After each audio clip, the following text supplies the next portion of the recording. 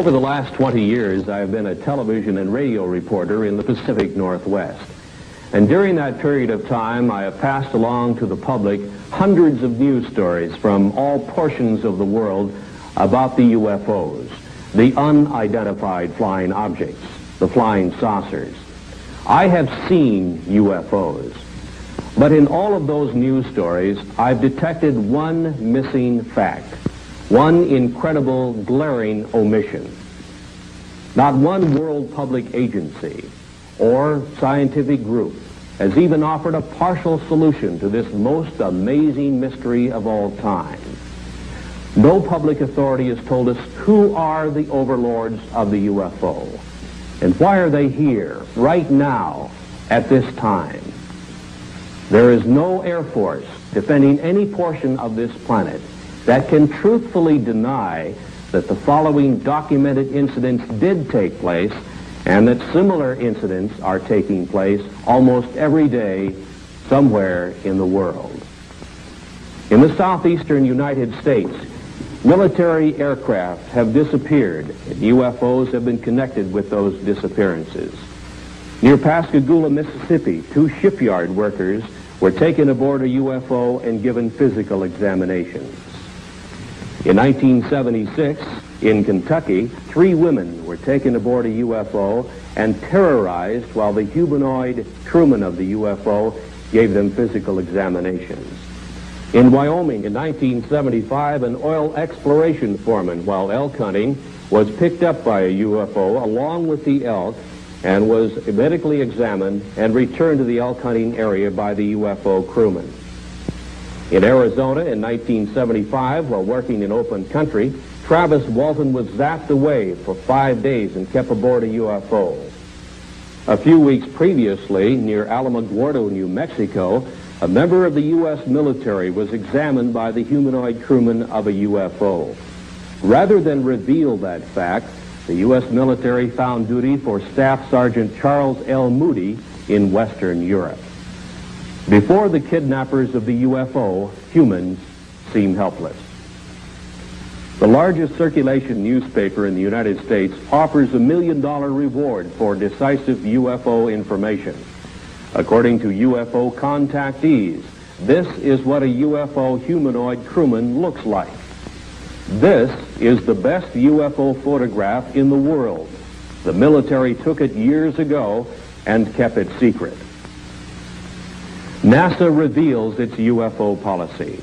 NASA astronauts have seen UFOs. You learn for the first time what the Air Force Academy teaches its cadet officers about the reality of the UFO. You learn UFO fact, not science fiction. In a surprise ending, you'll see the answers to this incredible worldwide UFO mystery. The origin of the alien intelligences who are the overlords of the UFO.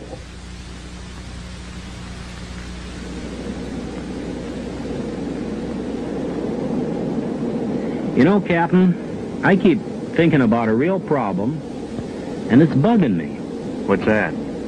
Well, remember the TWA case when Captain Schemmel dived under a UFO and about a dozen passengers got hurt? Boy, I sure do, yeah. Ever think of what that would be like on a 747? Well, I've thought about it, but I don't talk about it too much. Well, we got 300 or 400 passengers and 20 stews moved around the cabin. Most of the passengers don't keep their seat belts fastened.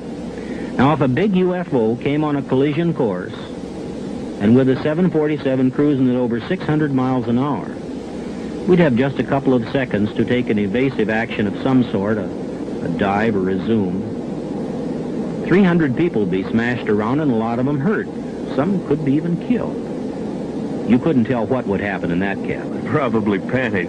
Well, panic at the least, but you know, even if you got control and got down okay, the airlines couldn't hide a thing like that. But the FAA doesn't want to hear about UFOs, and they don't tell us, that's for sure. Now, if we talk about UFOs to the news media, we somehow get blacklisted and our jobs are in jeopardy. As an airlines pilot, no matter how many UFOs I see in the air, I'm not telling anybody about it. In the last half of this century, there has been one mind-boggling giant of a mystery, which has overridden the knowledge gathered by mankind through the ages. There seems to be no answer to the reason for the appearances of the unidentified flying objects, the UFOs. Public opinion pollster George Gallup reports that perhaps 15 million U.S. citizens, scientists, and other responsible observers have seen the so-called flying saucers, the UFOs. Who are the overlords of the UFO? What is their origin and their mission?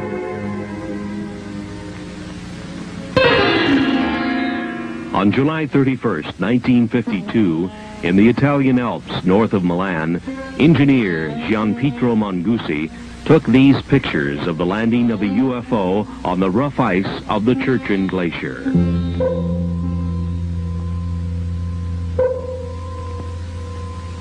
The UFO landing was only 3 minutes in duration. A humanoid in some kind of spacesuit with equipment on his back emerged from the UFO, walked partway around it, and then re-entered, and Mongusi had the pictures to prove it.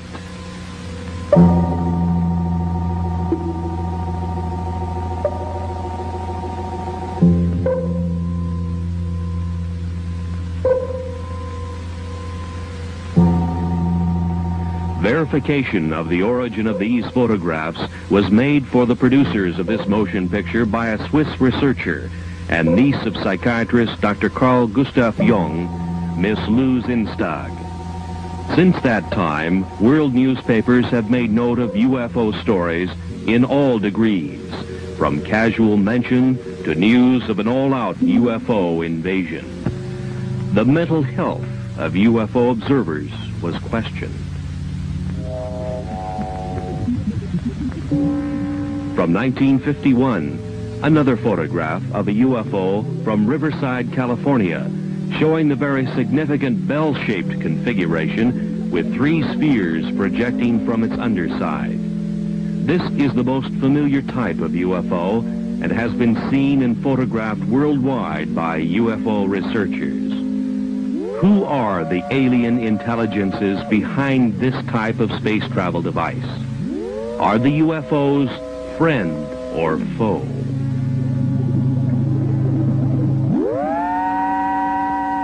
In 1973, another significant UFO picture shows not only the anti-gravity device operational, but also with it is a smaller degravitated sphere under the control of the alien intelligences of the UFO. Who are the overlords of the UFO?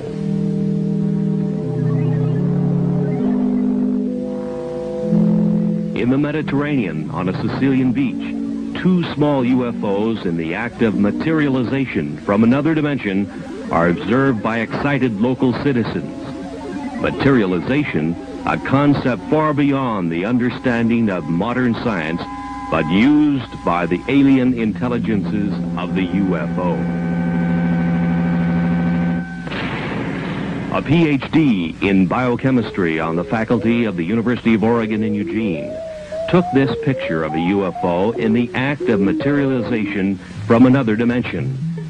3 times during the shutter snap interval, the UFO appeared and disappeared, and here is the evidence. The scientist, fearful of the scorn of his fellows, kept his name secret. He had no desire to investigate one of the most incredible events of the science of the coming 21st century, to which he had been witness and to which he had photographic evidence.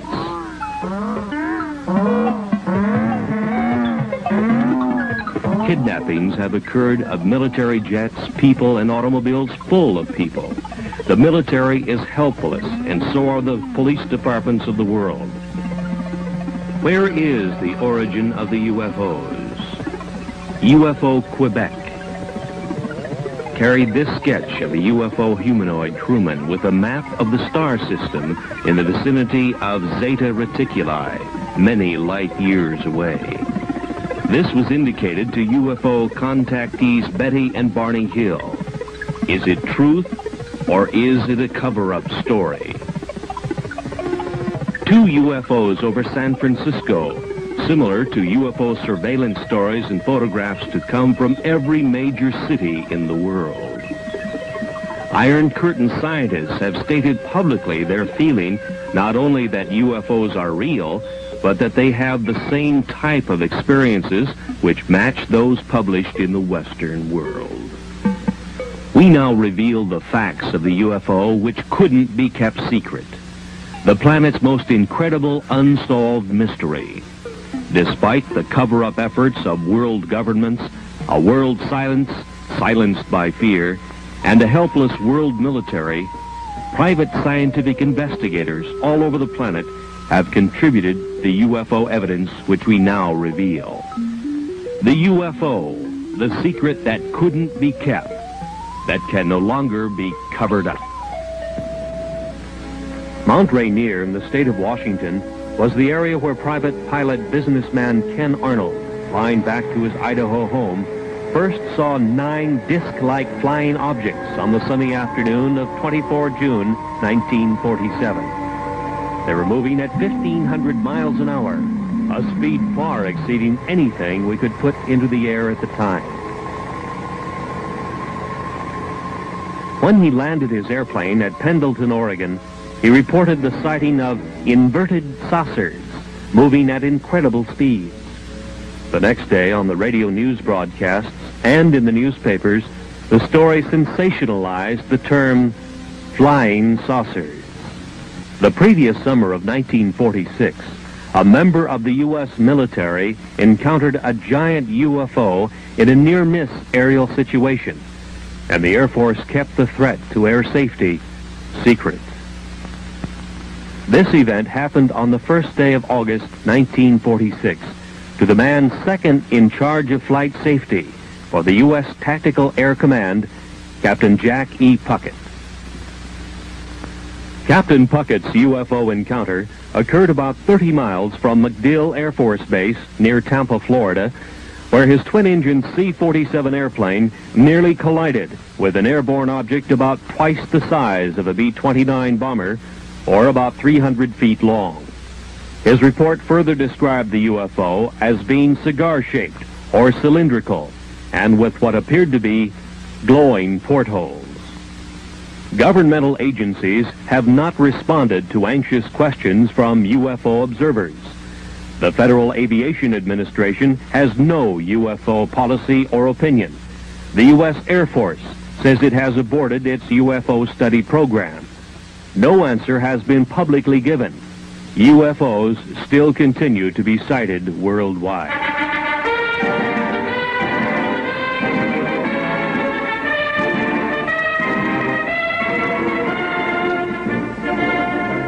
At the U.S. Air Force Academy in Colorado Springs, the cadets in training will become the officers who will police our airspace for the next crucial decades. While in the air, in the most complex airborne machines that our engineering science can design, they will encounter the far more sophisticated UFO, which worldwide research has now shown can disable the most reliable electrical and electronic systems of an airplane. The course of instruction at the U.S. Air Force Academy must contain some reliable information concerning the reality of the UFO. Of all government agencies questioned, the most responsive answer to that question has come from the Department of Physics at the Air Force Academy in a letter from its former director, Colonel Anthony J. Maione, who says in part, "In this text, an expanded section on UFOs and extraterrestrial life is included. The section attempts to provide a hopefully unbiased summary of UFO information and concludes, the best thing to do is to keep an open and skeptical mind and not take an extreme position on any side of the question." To further expand on the background we hope our graduates will have, we invited and had Dr. Stanton Friedman visit with us last April. During his visit, he presented 2 large audience lectures and 2 seminars, essentially in support of his subject, Flying Saucers Are Real. I hope you gather that we do make a continuing and real effort to provide our students with all views of current topics. They are expected to come to their own mature conclusions based upon the broadest foundation of knowledge and information that we can provide. Yours truly, Anthony J. Maione, Colonel, United States Air Force, Professor and Head of the Department of Physics. He tells of the text, Introductory Space Science, and reveals exactly what the cadets at the Academy are being taught about UFOs today.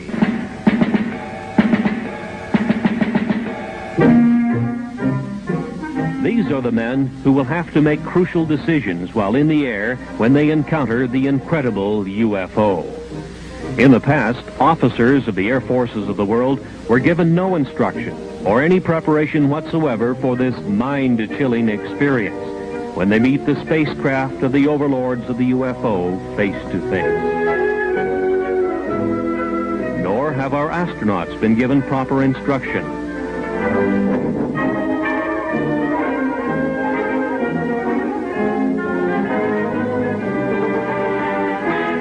From Introductory Space Science, Volume 2, page 466. We should not deny the possibility of alien control of UFOs on the basis of preconceived notions not established as related to the UFO. Our physics may not apply. From available information, the UFO phenomenon appears to have been global in nature for almost 50,000 years. Known witnesses have been reliable people. This leaves us with the possibility of alien-controlled UFOs by visitors to this planet from this solar system or other solar systems.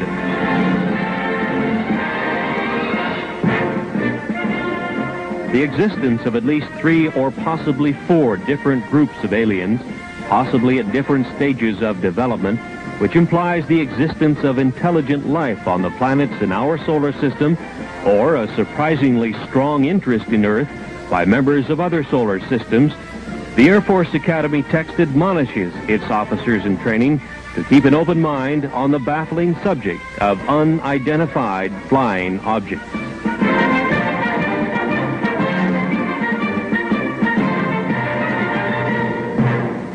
Maybe it's the honeymoon capital, this corner of the galaxy. Maybe the lecturer selected by the U.S. Air Force Academy to establish for their officers in training that flying saucers are real was Stanton Friedman.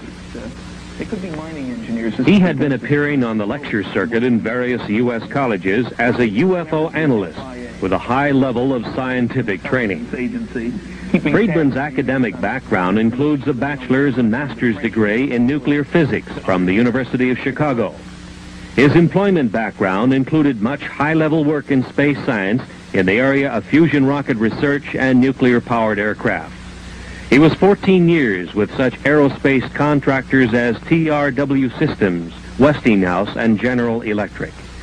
He says, UFOs are the most challenging scientific problem of this or any other age. He made the following statements in public in Seattle, Washington, the home of one of the world's largest aerospace manufacturers, Boeing. The government has never really said what it's been credited as saying, that there are no flying saucers. They really word their press releases very carefully. The press takes it that last step. I think every government in the world has 3 major problems along these lines with regard to UFOs. One, they'd like themselves to figure out how it works, because it makes a great weapons delivery system. It makes anything we're flying look pretty naive by comparison.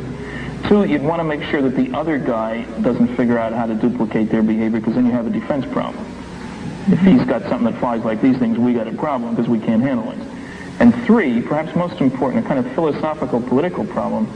As soon as it becomes obvious to the people on the planet and widely accepted that flying saucers are real and from off the Earth, there's going to be a push for a view of man as Earthlings, the people on this planet. Instead of I'm an American or Russian or Chinese, I'm an Earthling. There is no government that wants its citizens to owe their primary allegiance to the planet as opposed to the country. Nobody wants to give up their power. And you know, all these jokes about take me to your leader, that's wishful thinking. What's funny about those is that there is no leader to be taken to. There's nobody who speaks for planet Earth. So there are enormous political problems with anybody saying, yes, there's somebody out there and he's coming here and he doesn't want to talk to me as a representative of the planet. How do we choose who speaks for the planet? I don't know.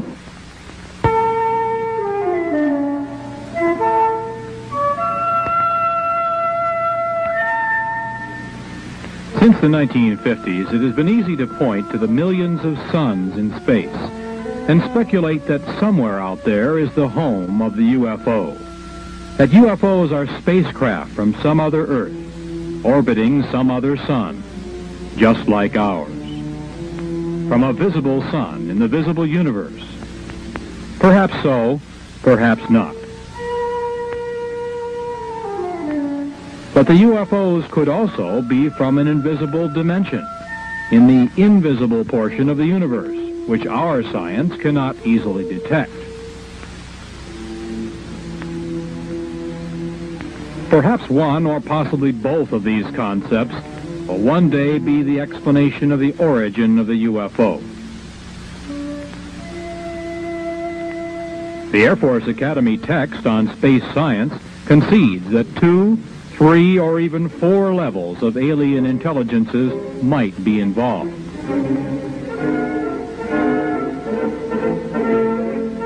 NASA at the Johnson Space Flight Center near Houston, Texas, only concerns itself with the visible universe, with aerospace contracts administering the manufacturing of visible metal vehicles, making visibly televised trips in the Earth-Moon area, and with probes within the solar system by unmanned devices.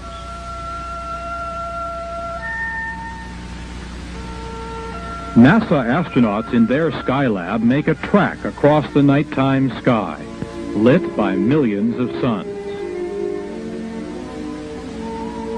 The activities of the astronauts are minutely planned and carried out, but the framework is that of Earth science as we understand and engineer its applications.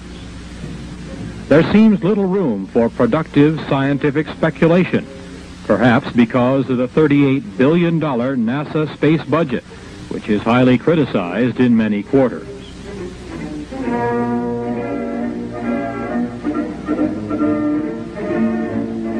It is difficult to explain why the planners of NASA's space program would refuse to admit the spacecraft capabilities of the alien intelligences who built this device, first seen over the Korean battle area in 1952 and photographed by the U.S. military.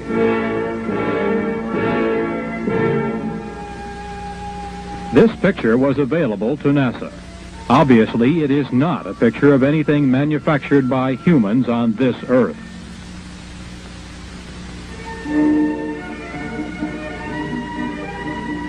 It was classified then and now as an unidentified flying object, a UFO. Can we now identify it? Is this actual photographic evidence that proves that alien intelligences use a spacecraft like this to travel from their dimension to our reality? Is a Watergate-type scientific cover-up involved? Let's now examine that possibility.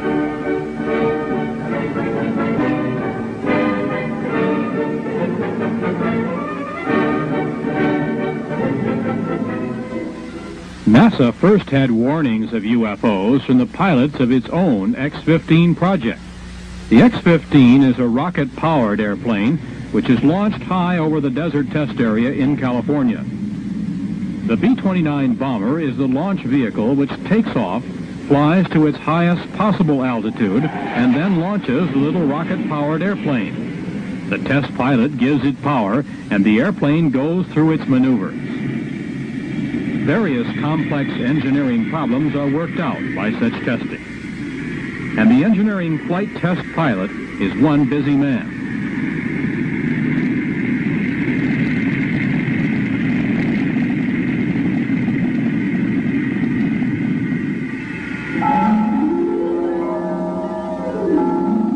But on May 30th, 1962, test pilot Joe Walton photographed 5 disc-like objects from the X-15 rocket test airplane. The UFOs were very similar to the disc-like objects seen over Mount Rainier 15 years earlier by Ken Arnold. NASA made no public mention of what the discs were, their origin, or any scientific speculation whatsoever about this observance of their X-15 project, by intelligences of the UFO. On July 17th of that same year, this time at an altitude of about 58 miles, test pilot Bob White noted that he had UFO company and photographed unexplained objects even closer to his X-15. Across the nation, news headlines state that 26 astronauts have seen and photographed UFOs. The public is puzzled by NASA's silence on the subject. The producers of this motion picture were answered on 2 occasions by high public affairs administrators of NASA, who stated, "It's not in our charter to investigate the UFO."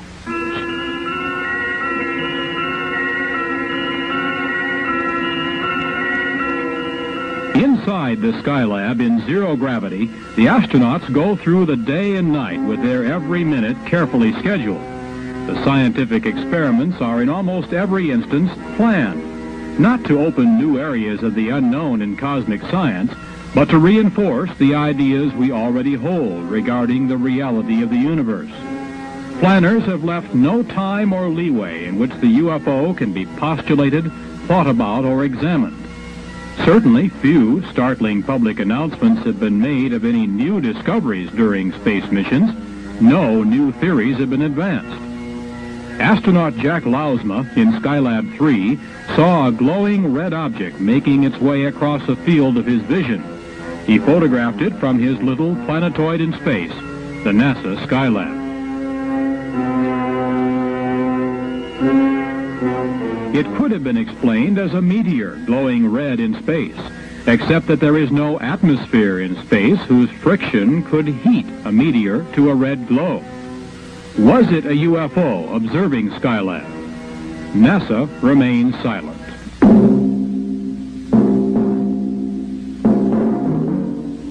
Complex instrument packages such as Explorer 10 vanish in space. Launched on the 25th of March, 1961, it disappeared, although its life expectancy was over 100 years. Perhaps some alien intelligence is examining this complex NASA space device. NORAD cannot find it, and it is not transmitting. It just disappeared.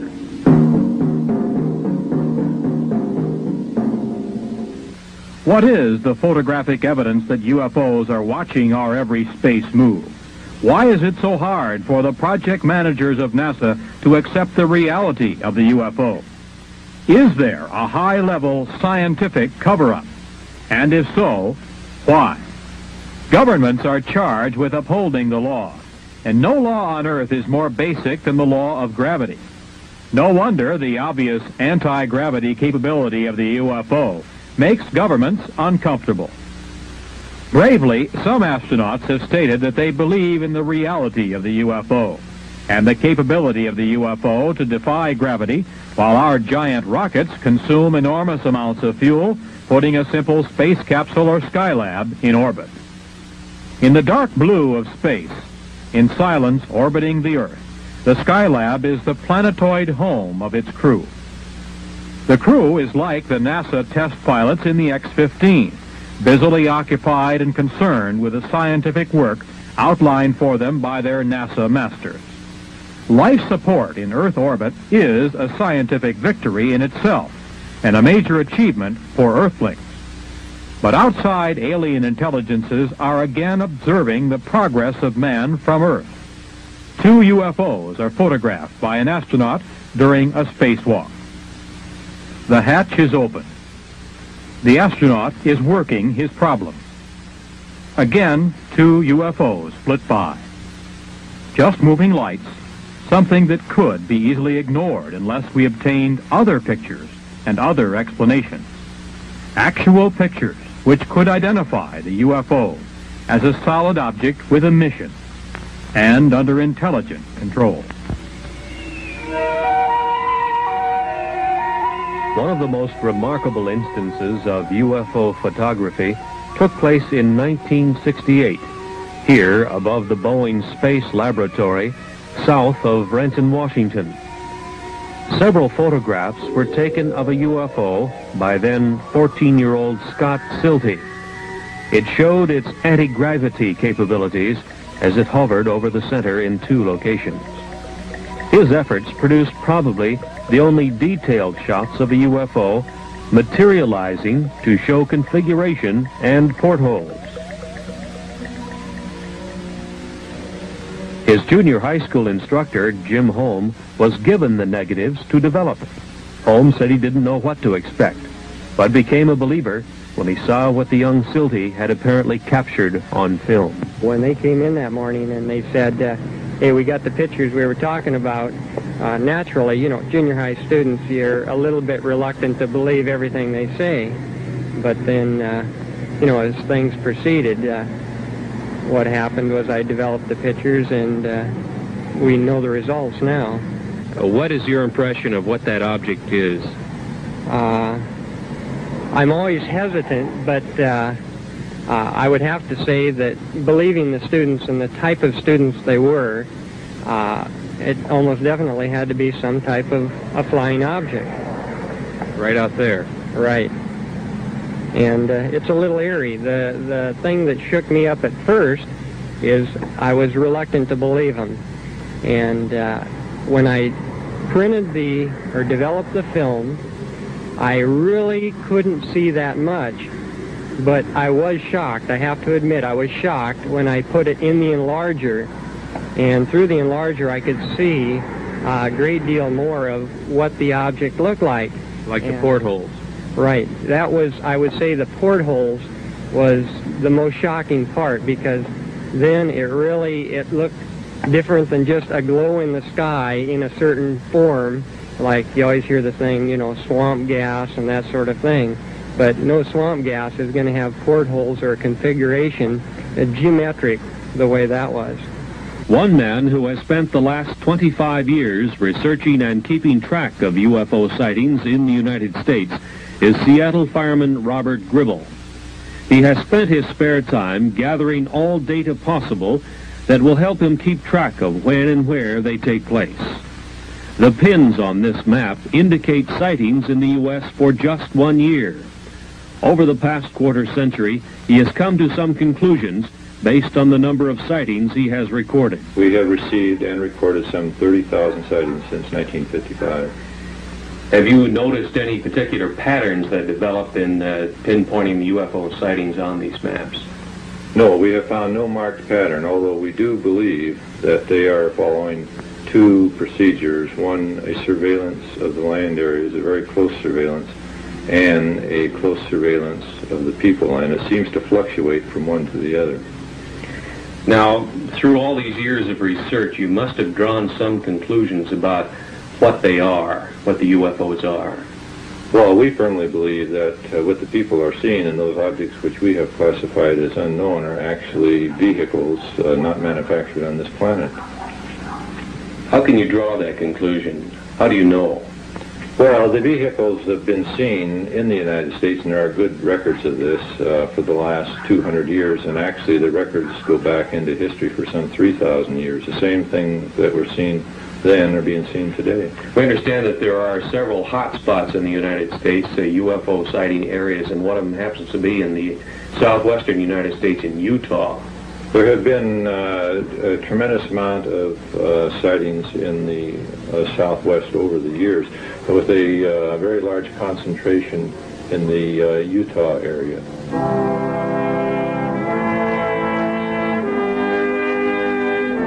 The Canadian UFO Report was one of the initial UFO publications to headline the story of the possibility that much of the early Mormon history tells of a contact with an alien intelligence, the angel Moroni. It opens the possibility that the founder of Mormonism, their prophet Joseph Smith, may have been one of the greatest of UFO contactees. Dr. Frank D. Salisbury, on the faculty of the State University of Utah in Logan, and himself a Mormon, does not doubt that possibility. He has stated publicly that he believes that his UFO study has established the probability that the Earth is being visited by UFOs that seem to be using the isolated area of eastern Utah as an Earth base. In March of 1975, a national tabloid newspaper circulated the following story of a UFO kidnapping. The producers of this motion picture interviewed Carl Higdon, who furnished the artist's conception of the android crewman from the UFO who kidnapped him and took him aboard the UFO to elsewhere. Higdon was given a physical examination in a tower by a huge TV-like eye, rejected, and was returned to the elk hunting area in Wyoming, where he was picked up. While on his 8-hour UFO trip, he encountered a teenage boy, 2 young girls, and a man in his 60s, also guests of the UFO intelligences. Upon his return, he suffered radiation symptoms with itching skin and burning eyes. Area Sheriff Ogburn and his deputy Ed Tierney investigated the incident. So did Dr. Leo Sprinkle of the University of Wyoming, who gives us this professional opinion as to the truth of this verified UFO kidnapping. To whom it may concern, my impression of Carl Higdon is that he's a man of integrity with average education, but a keen sense of curiosity about the world around him. He's an outdoors man and seems to have developed good skills of estimating size and distance. Although the sighting of a single UFO witness often is difficult to evaluate, the indirect evidence supports the tentative conclusion that Carl Higdon is reporting sincerely the events that he experienced. Hopefully, further statements from other persons can be obtained to support the basic statement. Respectfully submitted by R. Leo Sprinkle, Ph.D., the University of Wyoming in Laramie. UFO traffic in the Rocky Mountain area of Utah, Arizona, and New Mexico reached a high level in the November, December, and January period of 1975 and 76, with police departments reporting large cigar-shaped UFOs and other UFO types of spacecraft hovering for days at a time over cities in this area. 5 witnesses working in the open country around Snowflake and Holbrook in northeast Arizona had the most incredible personal UFO experience story to tell and passed lie detector tests in their telling of it before police and psychiatrist witnesses. 22-year-old Travis Walton suddenly disappeared one morning as the group was working in the open country. Dwayne Smith, Kenneth Peterson, Alan Dalis, Mike Rogers, and John Golette were involved in the significant UFO kidnapping incident in which a greenish-blue light originating from a UFO overhead zapped Travis Walton into an invisible dimension from which he returned 5 days later. His brother tells of the incident. He spent 5 days on a UFO, he thinks. Now, there is some small time loss in there. But for all intent and purposes, he spent 5 days on there. He did come in contact with some beings that are human-like, but they weren't humans. And he had quite an experience. He said he doesn't remember anything about a blue light in the first encounter last Wednesday. The blue light that they saw, he said, at that instant, felt like he got hit in the forehead with a baseball bat, and it knocked him out. And he woke up, he was aboard one of the craft. And they never spoke to him. They led him around by the hand. They wouldn't talk to him. They showed him this and that. And when they let him off, he woke up. Did he say they were friendly creatures? Smiled all the time, friendly, never harmed him. They were just as nice as they could be, but there was a total lack of communication, either verbal or mental.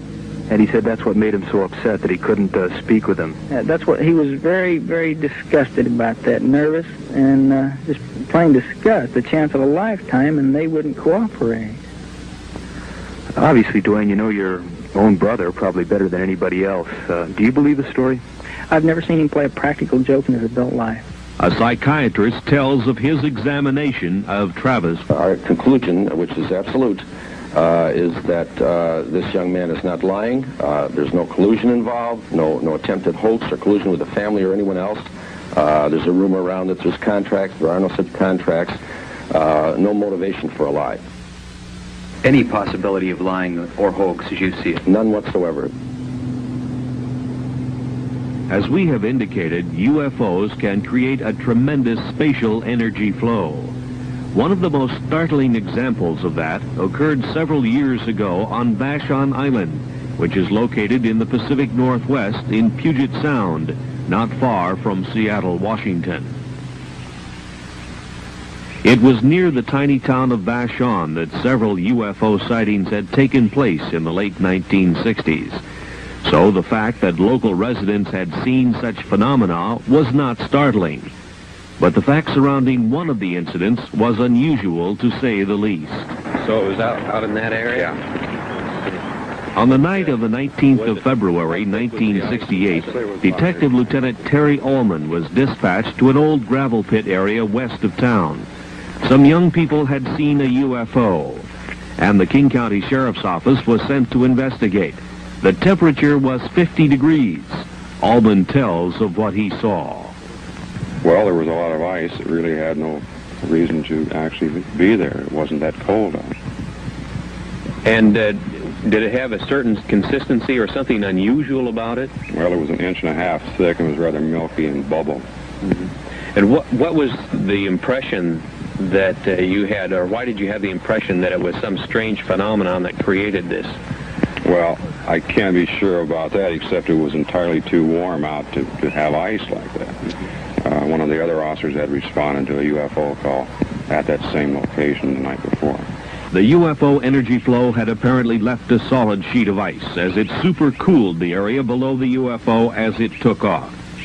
At the freezing temperature of 32 degrees, it would take some 113 hours to freeze the pond 50 feet in diameter with a sheet of ice 2 inches thick, and the weather had not been that cold. The UFO did it. Because of official concealment, denials, and just plain ordinary bureaucratic cover-up during the 1950s and 60s, many cases of UFOs establishing themselves as a menace to commercial airlines' safety of flight had been concealed. One night, 10 of 85 passengers aboard an American Airlines commercial flight were injured when their pilot, Captain Ed Bachner, took evasive action to avoid a UFO encounter.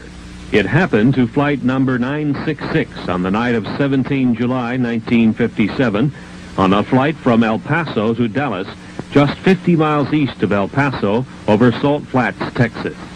The UFO continued along the Gulf Coast to Gulfport, Mississippi, where it turned north. Traffic control radar tracked the UFO, and the military was alerted. In the vicinity of Meridian, Mississippi, the Wing Intelligence RB-47 electronic surveillance airplane tuned in the UFO's emission on its ALA-5 pulse analyzer. As it moved west toward Dallas, Texas, the pulse train of the UFO was analyzed as having a 3,000 megacycle envelope, a duration of 2 millionths of a second, and a repetition rate of 600 times a second. This was identifiable electromagnetic emission from a UFO, which was also being tracked by military and Federal Aviation Agency radar. The UFO circled Dallas and Fort Worth, Texas, and headed north to Oklahoma City, and continued its track north, followed by the Wing Intelligence electronic surveillance aircraft. This was continued until the U.S. Air Force plane was to run low on fuel near Forbes Air Force Base. At 1:45 on the morning of April 3rd, 1975, some 20 or more law enforcement officers in 5 North Carolina counties pursued a bright, glowing, unidentified alien spacecraft. Newspaper headlines told of a major incident which was, in effect, kept secret from the rest of the nation. Newspapers, radio, and television all over the world remained silent on the stories because wire service editors did nothing to emphasize their significance.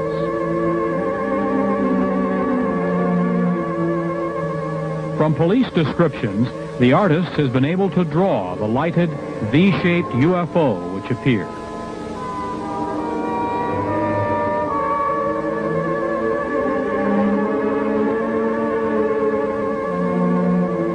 No responsible agency gave to the public any scientifically supported explanation of the origin or mission of the alien space travel device.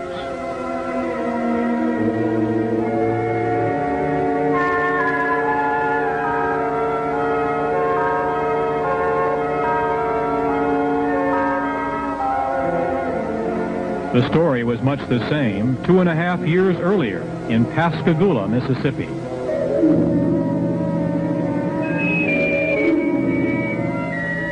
The Pascagoula Press first headlined the story October 12, 1973, and told the nation about two shipyard workers, Calvin Parker and Charles Hickson, who had their fishing trip interrupted by a glowing, blue-lighted UFO which landed near them. Two humanoids took them aboard for a physical examination, placing them under a large TV-like eye.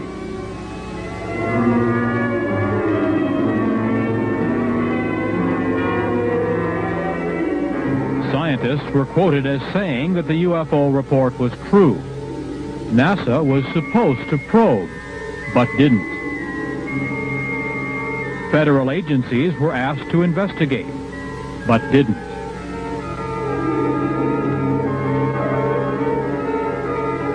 Hickson said the creatures from the UFO seemed friendly, but that they acted controlled, as if they had a specific thing to do, and did it.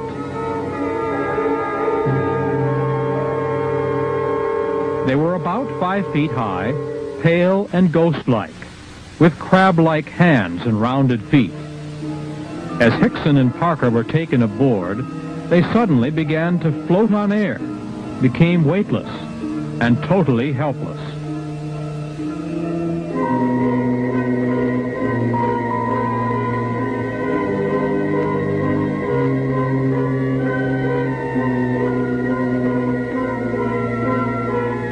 In the Gulf South, from Louisiana to Florida, hundreds of reports to police and sightings by police officers told of UFO activity that same night.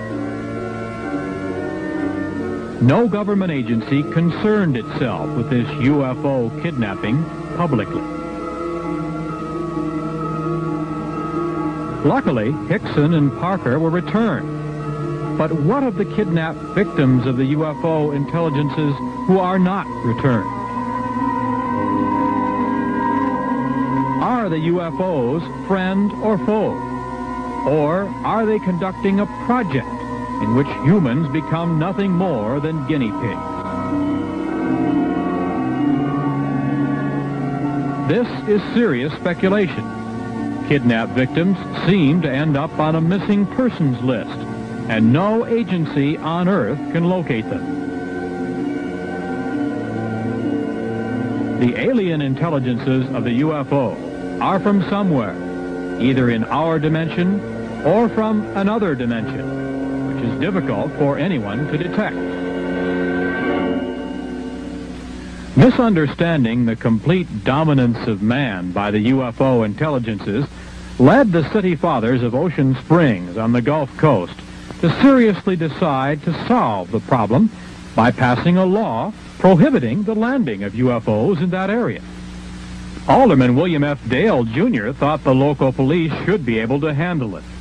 It almost became a law, but the mayor of Ocean Springs, Tom Stennis, broke the tie vote. He said, "Let's make them welcome." As yet, no world governmental agency has demonstrated the power either to make UFOs welcome or to combat their landings and possible kidnappings. It's obvious that humans are helpless.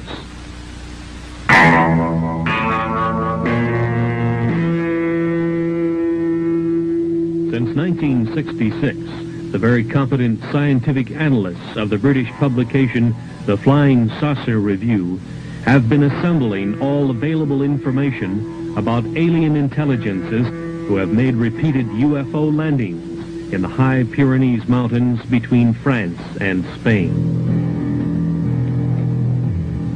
So have the defense authorities of both nations.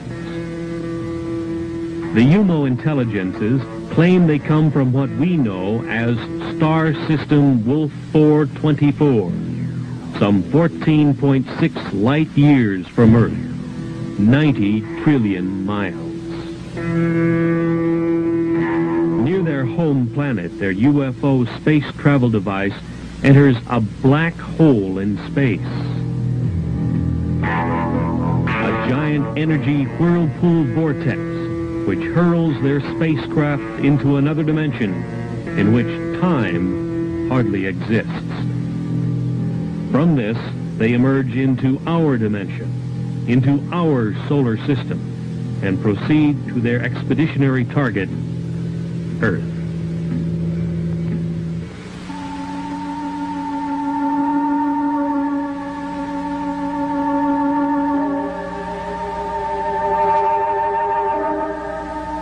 Later, the UMOs were to tell the European investigators that the universe was at least a 10-dimension unity. Perhaps even more, they were not certain. But they knew of and used at least 10 dimensions of reality. Each reality was separate from each of the others. Each of the 10 realities had its own rules of energy manipulation. Even though there were 10 dimensions which were open to space travel, reckless energy misuse in one dimension can disturb the cosmic unity of another dimension and its inhabitants. Telepathy is used to receive knowledge during space travel. The mind, said the UMOs in the quiet areas of space, is especially open to pure cosmic knowledge received by telepathy. Any mentality can receive and benefit from knowledge received by telepathy.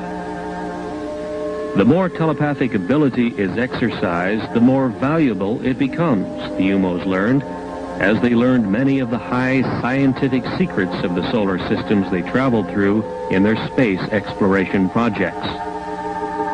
Target Earth was to be another of their cosmic projects. The UMOs first learned of the planet Earth, with inhabitants of some intelligence, in the Earth year 1950. They landed and left 8 of their males and females in the area which had high mountains between France and Spain. Since that time, they have studied the new planet and the method of mental understanding used by its inhabitants. They found Earth science could not account for cosmic beings like themselves. They have carefully made themselves known to certain people of France and Spain, about 30 in all. They have tried to understand the limitations which exist in the mind of man. They find human knowledge inadequate and much inferior to the cosmic understanding, which permits space voyages between the UMO position in the universe and the Earth.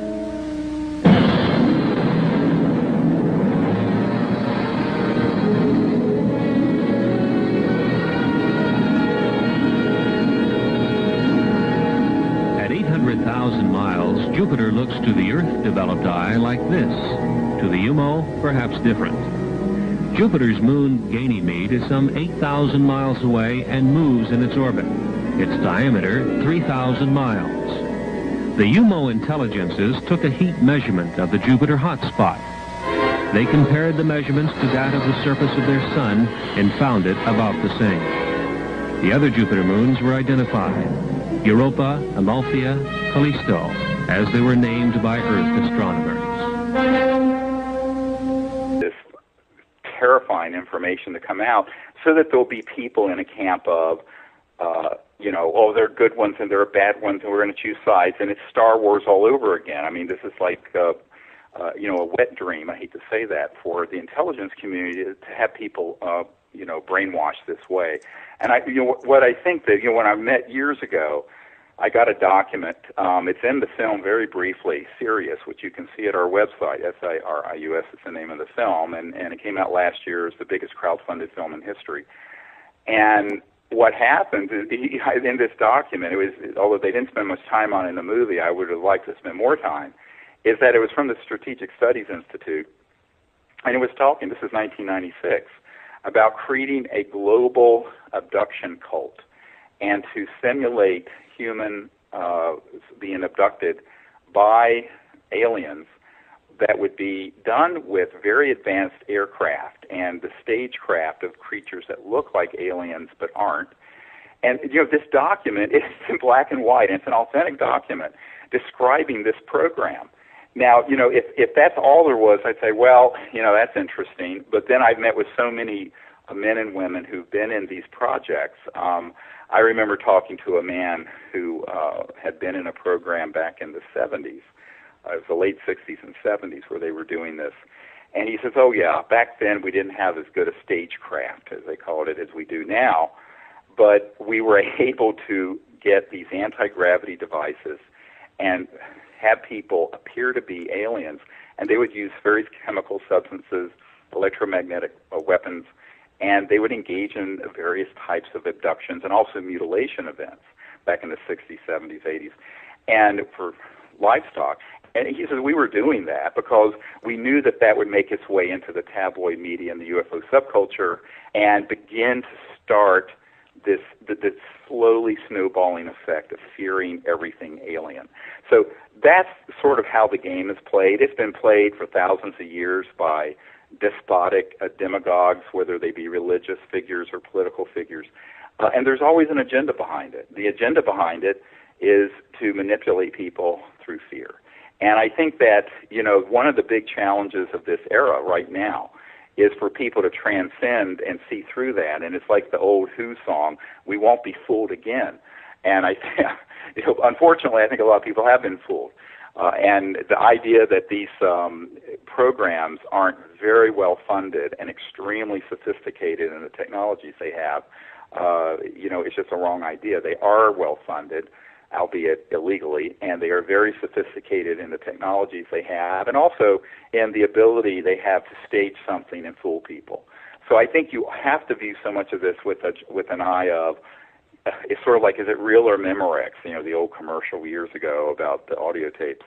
Is it actually an ET event, or is it something masquerading as ET or alien for the purpose of psychological warfare, like the Benowitz case that everyone probably knows about, the Air Force Office of Special Investigations case back in the day in the near Sandia National Laboratories in Kirkland Air Force Base, where they really did stage not only a human abduction, but a whole series of things and documents to put people off the course. Now, what a lot of people don't know is what they were really trying to hide, aside from putting out the false information, is that there was a woman that Paul Benowitz knew that had actually seen near Kirkland and Sandia a man-made anti-gravity propulsion device that looks like a UFO.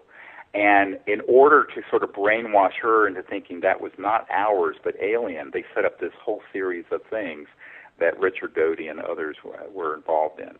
And I think that this is a real problem because, you can't take things at face value, and when you do, you're going to find that you're just being played by some very sophisticated people who have a lot of experience manipulating mass markets and mass media and subcultures into a certain type of reactive or reactionary perspective.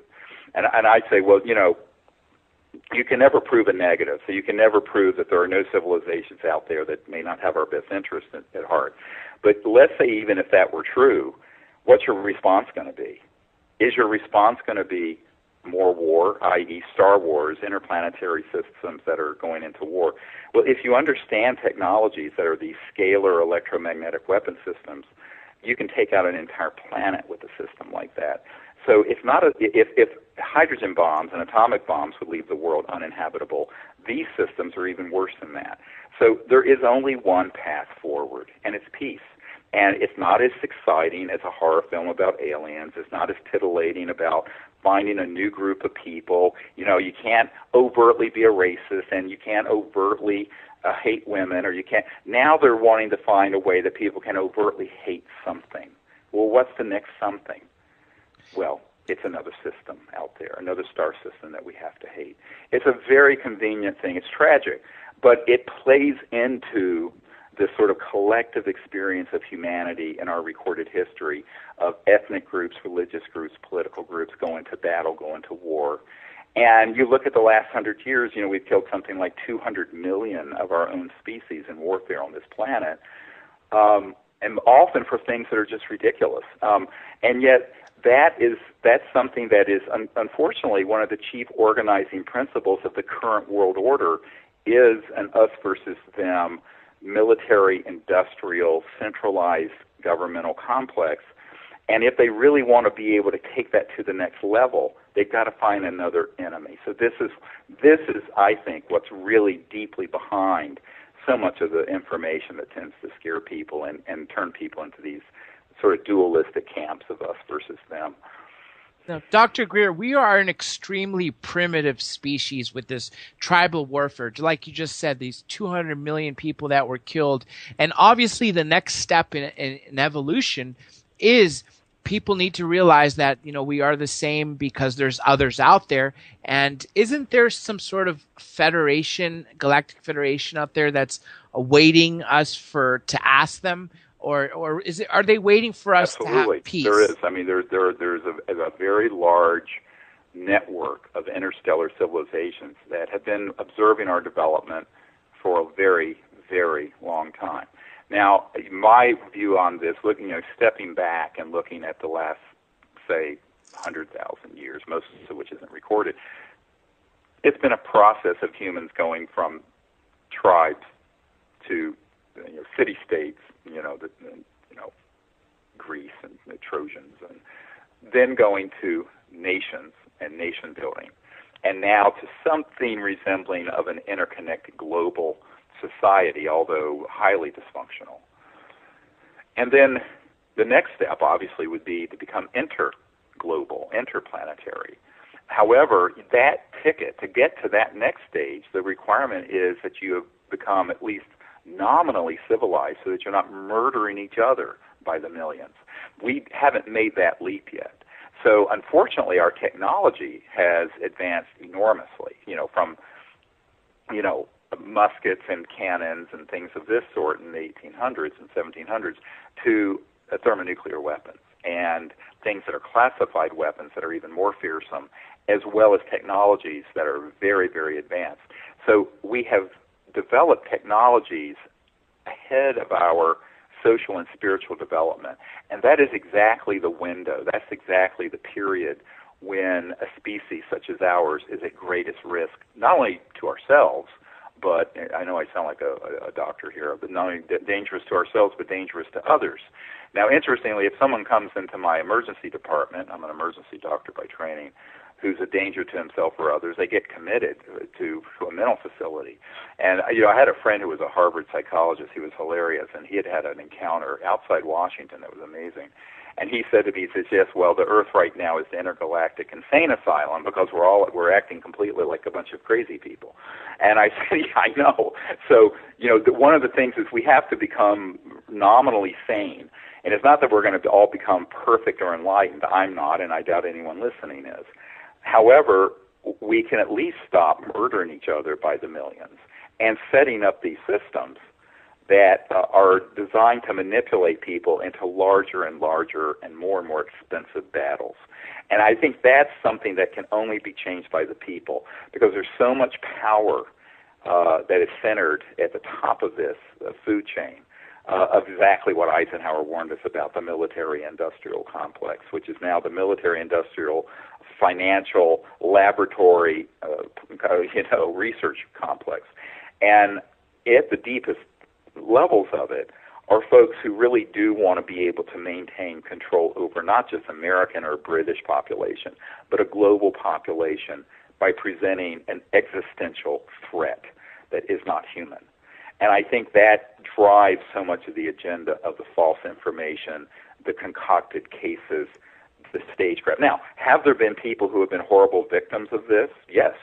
And, a lot of people, when they've heard me say this, say, well, you're not very sympathetic to people who've been injured or abducted. I said, no, I'm very sympathetic. Where I differ is the conclusion of who's doing it and what's behind it. There was a physicist who used to work out at Pine Gap, the facility near Alice Springs in the center of the continent of Australia, and brilliant man. And he was talking to me about how they had been manufacturing for years these creatures that look like aliens, but they're actually man-made kind of bio-nanotechnology creatures that have been used in abductions and have really been very persuasive for a lot of people thinking that they had an encounter with an alien when it was actually something that people were making that was some excellent stagecraft. And I say excellent in the sense of very well done, but diabolical and absolutely evil. And so I think that, until you get do a really good research on this and begin to drill down that, since the 80s there have been people who have concluded that, it's not just MK Ultra at the CIA that was doing experiments on people. There are all kinds of experiments that have been done with some technologies that most people wouldn't believe humans have. But it's because they're assuming that the technologies they know about, such as might be at MIT or Caltech or Oxford or Cambridge, that's the state of the art. It is not the state of the art. The state of the art of the technologies are unpublished in deep black projects that are in these underground facilities near Edwards and the Nellis Range, what people call Area 51, but nobody in the business calls it that. And these technologies that are in the hands of the big corporate titans, such as Lockheed Martin and Northrop Grumman and SAIC and E-Systems and Raytheon and on and on and on, those technologies are highly classified and are, most people, if they were to see them displayed, would say, oh, that's got to be alien. Well, it's not. It's just that they don't know how far these technologies over the last 50 years of studying, not just science in general, but also recovered and downed ET craft, have advanced, and they are substantial. So this substantial growth in technology that's classified and is not known by the general public would almost certainly fool anyone who would see it. I remember back in the early 90s, it was after I briefed the CIA director for Bill Clinton, I had a man pull me aside and he said, we have technologies that are so good that if we want to have somebody have a conversation with their personal God, a Jesus, a Buddha, whoever, they'll have it, they will think it's real, and they will pass a lie detector test that it happened to them. He looked at me square in the eye. This guy, it was chilling. And I said, what are you talking about? At that time, I thought this has got to be nonsense. And he went through a lot of this, and I went, oh, my God. I mean, and this is why, research on this issue is not simple. It's like an onion you pull back, and you pull back 38 layers, and you think you've reached the core of it, and you've got 50 more to pull back. So it's not a simple issue. Let me ask you this, Dr. Greer. You're saying that the technology is so superior right now that they can mimic an alien abduction, mimic UFO flights and anti-gravity and this. But when you're doing your summoning events and having your CE5, could this be possible again, technology that might be man-made and you might be, being deceived again? Oh, absolutely. In fact, we've had both happen on the same week-long training event. But by the way, I just want to mention to people, there are 2 spots still available for the week after the Joshua Tree event. We're going to do the thing that Sunday night's open to the public. Then we're going to do a small team training for an entire week up in Joshua Tree that begins that night and goes for an entire week to the following Sunday morning. And that's limited to, I think, about 25 people. But there are 2 spots left, so if anyone has that week and wants to do it, they can go to SeriousSdisclosure.com and find out.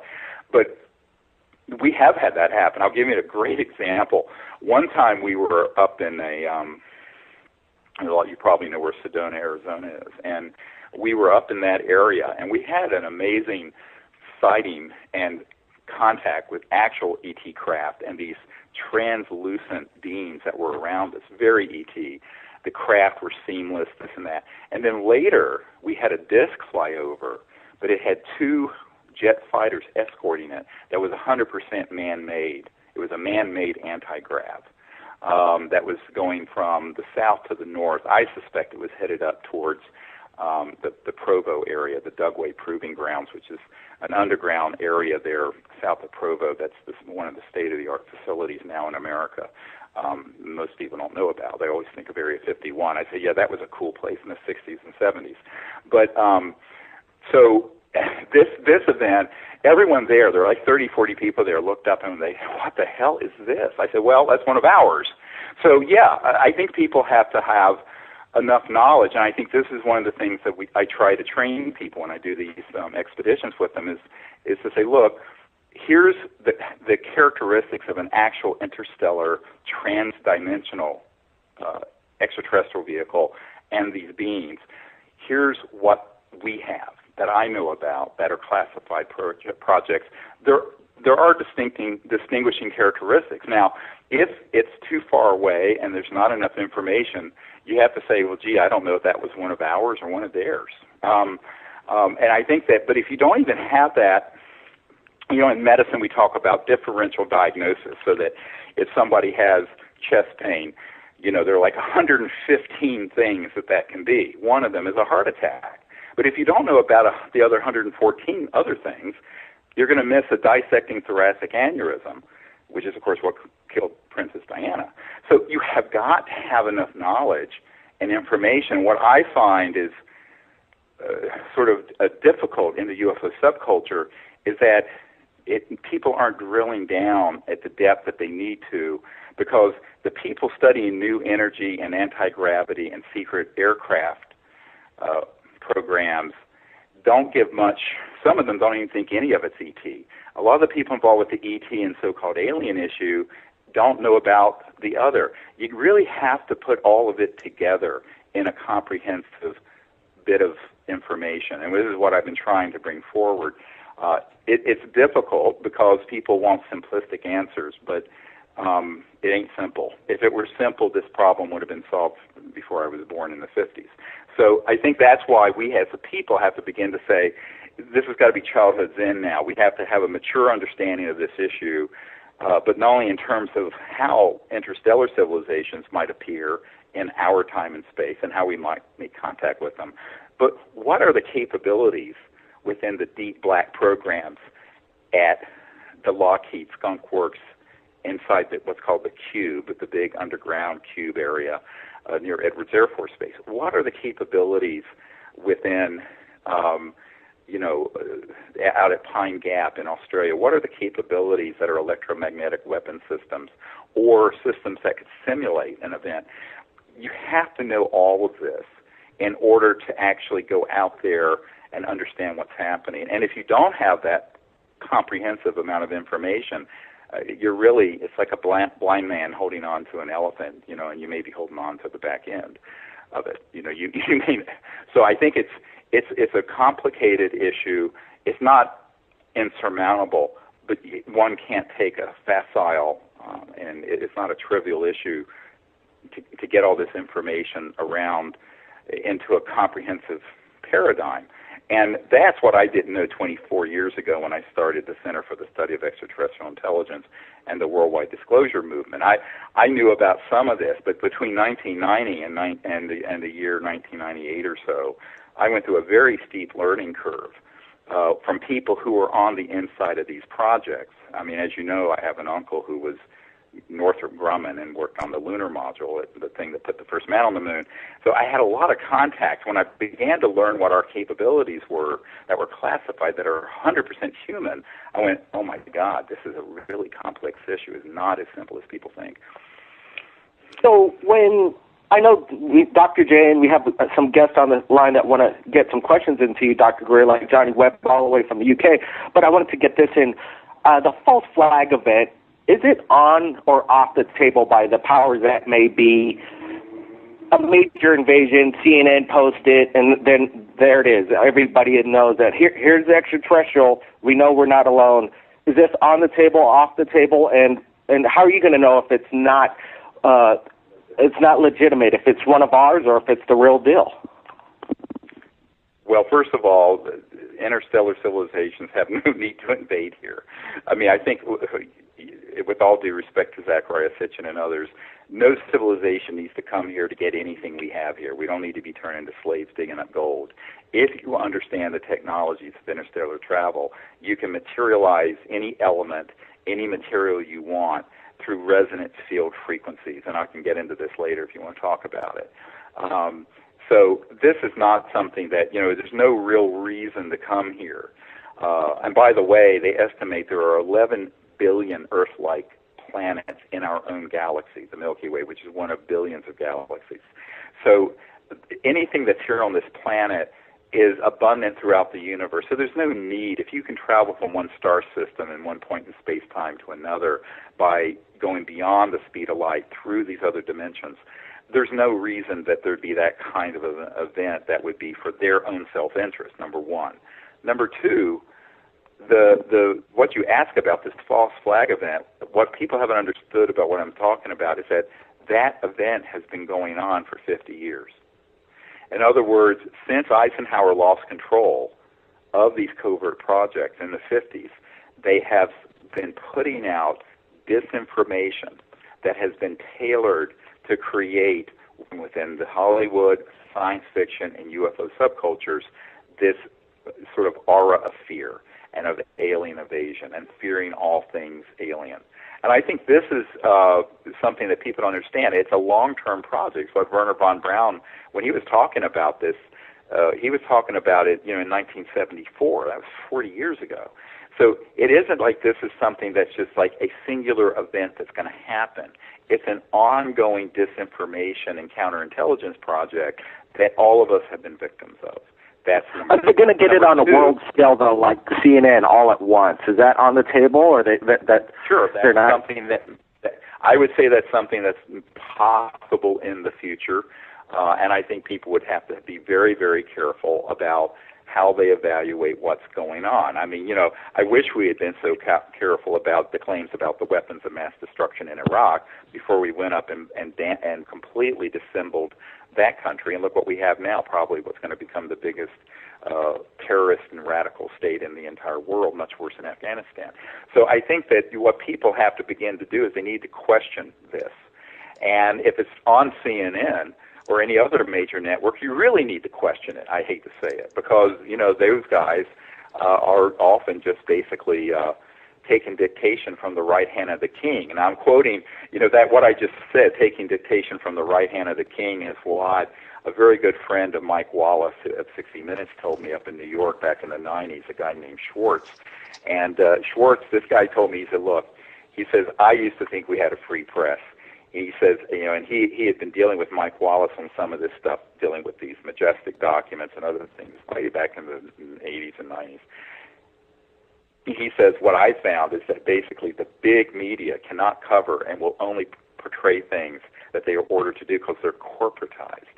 And those big media corporations are vertically and horizontally integrated into the system. So, I think that something certainly could be done like that. Now, the other issue is that you can have an authentic ET event, and it could be spun into something that is an invasion. For example, I'll give you a great example.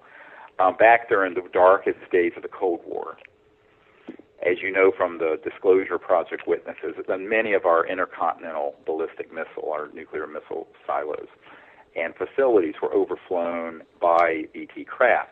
A number of cases where, like in Minot, North Dakota, where you had 16 to 20 intercontinental ballistic missiles, thermonuclear weapons, that were rendered unlaunchable all at the same time.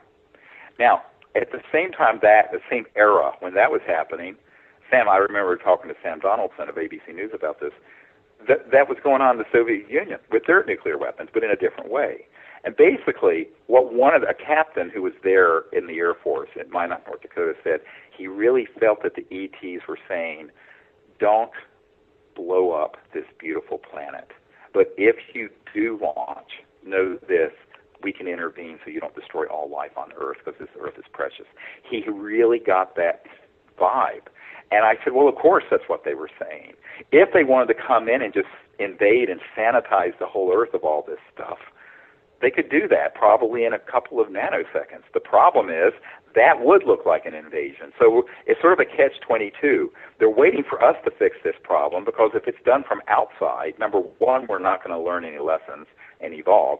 And number two, it will be portrayed by these special interests as an invasion when it isn't, when they're simply trying to help or prevent something disastrous.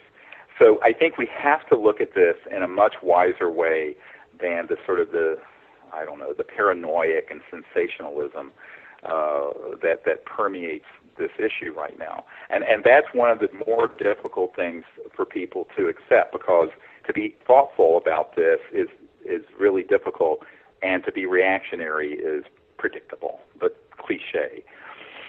Dr. Greer, we got to